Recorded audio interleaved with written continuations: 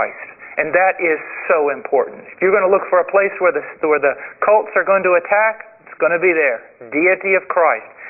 But in our defense of the deity of Christ, I don't think that we give enough attention to the humanity of Christ. That this was Christ, the man, who did what he did in the power of the Holy Spirit. And he is wore out. He comes to this point, it's evening, he's already done 20 days of ministry in the afternoon and morning. So he comes to the evening, and it says, when evening came, after the sun had set, they began bringing to him all who were ill and those who were demon-possessed, and the whole city had gathered at the door. And he healed many who were ill with various diseases and cast out many demons, and he was not permitting the demons to speak because they knew who he was. Now, this is evening. If we want to be really strict about it, we could say 6 o'clock, probably a little bit later. This is evening.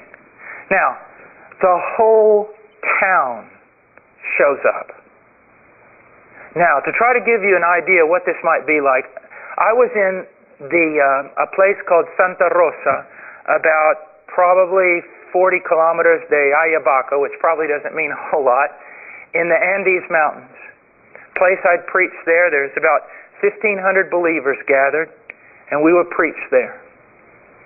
And they'd stay all night, stay all day, stay 3-4 days. You preach outdoors to all these people, no microphones, day in and day out. Absolutely wonderful. Well, one day, we went to Ayabaca for this great big conference, and I brought a doctor with me. A doctor. Now, these people, most of them had never ever seen a doctor. Suffering from every kind of ailment you could ever imagine. No one knew the doctor was coming. And then all of a sudden I show up, and there's probably several hundred people there. And the news got out that I had brought a doctor, and that he had medicine. This is in an Andean town, village of mud huts, that never had the chance to go to a doctor. A baby get a small ailment, it dies. The people went wild. 10 hours a day I translated for that doctor. There were lines of people standing out. Probably in the end, probably 1,500 people or so, standing out in lines, and some of them waiting a full 24 hours. Now, in the midst of that, the time for the conference is drawing close. People know, I've been waiting here 2 days. This doctor's going to leave. He can't see me. I mean, we couldn't go outside of the house at night. People would try to grab him. Lines start. People would even get desperate and angry, maybe pushing and shoving. I mean, it was just literally a battle zone. And that doctor literally thought he'd never recover. That's what's going on here. I want you to see that. This is not some trite Catholic painting of Jesus sitting on a stone, and one by one a few people come up to him to be healed. These are desperate people. Have you ever seen people in time of catastrophe, time of war, time of terrible crisis? What happens? There's rioting, there's fighting, there's looting. They're desperate, absolutely desperate. And there is one man among these thousands upon thousands of people who every time he's touched somebody who was blind, they received their sight. There's a father there trying to get his son through that crowd and is willing to fight hell itself to do it. It is a madhouse. And they are pushing, and they are shoving, and they are fighting, and they are trying to get to him. And he is healing their diseases. He is casting out demons. He is giving sight to the blind. He's doing all this after an entire day of already fighting hell itself. Now, how long did this go on? Do you think that those people said, well, it's 10 o'clock. It's time to go.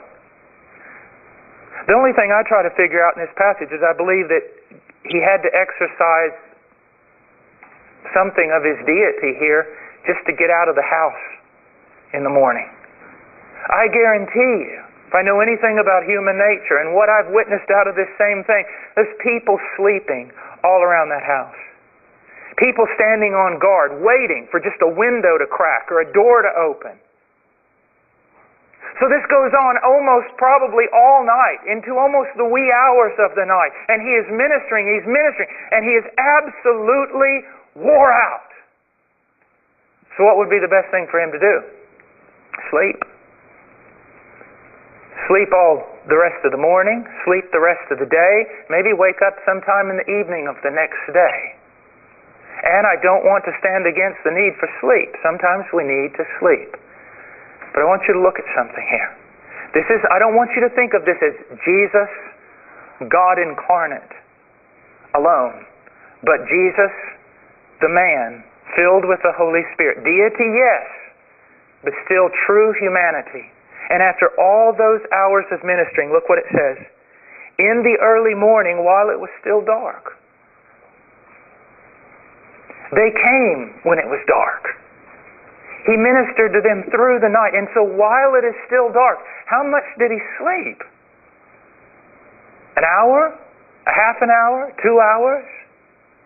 But look what he does. In the early morning, while it was still dark, Jesus got up, left the house, and went away to a secluded place and was praying there. Was praying there. You see, we have physical bodies and they need physical sleep. We have physical bodies and they wind down, and sometimes it's good to sit on a dock or walk through a field or even, yes, take up some sort of hobby, I suppose. But if you ever think that you need that in order to recharge your batteries, you're wrong. From where does all life flow? From the throne of God. From where does power, spiritual life flow? From Him. He's the only inherent source. For the rest of us, we all depend upon His life. And what I want to share with you most of all is that I've seen so many pastors and preachers, and even myself, become convinced by other people that the way to recharge your batteries is to go play golf, or the way to recharge your batteries is to do that. Almost, no, you don't need to pray. You've been doing enough spiritual stuff. You need to get away from it all. What they're really saying is you need to get away from Christ for a while before He wears you out. The thing you most need is not to get away from Christ, but to run to Him, to be there with Him. Now I want you to look at something that's very important. Simon and his companions searched for Him, and they found Him and said to Him, "Everyone is looking for you." Now, Pastor, listen to this. It's almost like they're saying something like this. Don't you care about these people? Don't you care about these people, Jesus? Everyone's looking for you. There's all these sick people, demon-possessed people, needy people, and you're out here in a secluded place praying by yourself. Don't you care about these people? Pastor, isn't that a great problem that you have to deal with? This constant tug of, well, I need to take care of the needs of the people. I need to be there for the people. I need to do stuff for the people. And the devil, I can assure you, will be behind a lot of that. Those people need a man of God above everything else. And you are a man of God to the degree that you are in the presence of God. And again, I want to say this, not just reading good books. And I want to say even this, not just reading the Bible or studying it, but being alone with God in prayer. To speak to Him, to hear from Him, to meditate upon Him, to commune with Him. One of the problems I have with the Reformed movement in America is this. We are so afraid of all the folly and vanity of the charismatic movement that we've come to believe that the entire Christian life and our relationship with God is nothing more than correct exegesis. And that's why. There is a sense of dwelling with God, of being with God, being in the presence of God, knowing God, speaking God, yes, even experiencing God, even though we hate that word.